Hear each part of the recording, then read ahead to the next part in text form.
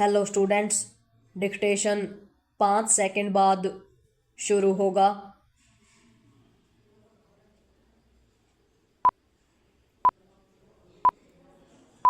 Start. इस पर आश्चर्य नहीं कि लंदन में विदेश मंत्री एस जयशंकर के समक्ष खालिस्तान समर्थकों के उत्पात और भारतीय ध्वज के अपमान पर ब्रिटेन सरकार की सफाई भारतीय विदेश मंत्रालय को रास नहीं आई, लेकिन भारत को असंतोष प्रकट करने तक ही सीमित नहीं रहना चाहिए। उसे ब्रिटेन को इसके लिए बाध्य करना चाहिए कि वह ऐसी भारत विरोधी हरकतों के विरुद्ध कठोर कार्रवाई करे। यह इसलिए आवश्यक है क्योंकि पहले भी इस तरह की घटनाएं हो चुकी हैं और यह किसी से छिपा नहीं कि ब्रिटेन ने हर बार निंदा आलोचना करके कर्तव्य की इतिश्री कर ली।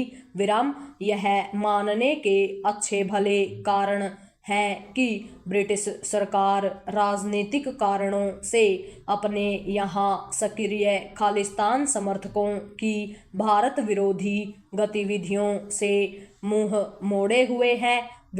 इसी कारण उनका दुस्साहस बढ़ता चला जा रहा है। अतीत में वे भारतीय उच्च आयोग पर धावा बोलने के साथ गुरुद्वारा पहुंचे, भारतीय उच्चायुक्त पर हमले की कोशिश कर चुके हैं। इसके अलावा वे जब तब सार्वजनिक रूप से भारतीय ध्वज का अपमान करते रहते हैं और अपनी दुष्टता के खिलाफ आवाज उठाने वाले ब्रिटिश सिखों को धमकाते भी रहते हैं। इसका कारण यही है कि ब्रिटेन उनसे कड़ाई से निपटने के लिए तैयार नहीं।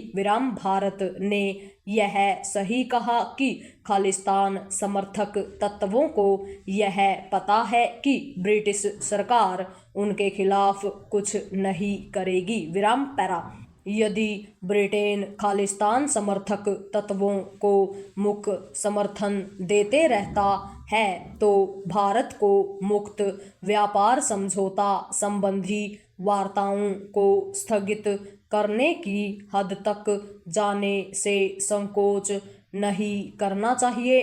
इसी के साथ उसे खालिस्तान समर्थक तत्वों की पहचान कर उनके OCI यानी विदेशी भारतीय नागरिकता कार्ड रद्द कर उनके भारत आने पर प्रतिबंध लगाना चाहिए। इसके अतिरिक्त भारत में उनकी संपत्तियों को भी जब्त किया जाना चाहिए। इस तरह की कार्रवाई ऑस्ट्रेलिया, कनाडा आदि में रह रहे खालिस्तान समर्थकों के भी खिलाफ करनी चाहिए, क्योंकि ब्रिटेन की तरह वे इन देशों में भी बेलगाम हैं। वे कनाडा और ऑस्ट्रेलिया में अनेक हिंदू मंदिरों को निशाना बना चुके हैं। भारत को यह समझना होगा कि पश्चिमी देश उसकी नाराजगी को हल्के में लेते हैं और जानबूझकर खालिस्तान समर्थकों की अनदेखी करने में लगे हुए हैं। जब भारत अपनी कठोर कार्रवाई से इन देशों को यह संदेश देगा कि वह खालिस्तानी अतिवादियों की हरकतों को सहन करने के लिए तैयार नहीं, तभी वे अपने लीपापोती वाले रवैये का परित्याग करने के लिए तैयार होंगे। भारत को विदेश में सक्रिय खालिस्तानी चरमपंथियों को इसलिए गंभीरता से लेना होगा क्योंकि उनकी आक्रामकता बढ़ती जा रही है विराम। वे खुद को संगठित करके अपनी आर्थिक ताकत बढ़ाने की फिराक में हैं विराम। उनकी गतिविधियां भविष्य में भारत और विशेष रूप से पंजाब में माहौल खराब कर सकती हैं विराम। इसके पहले स्थितियां बिगड़े भारत को सक्रिय होना होगा पूर्ण विराम।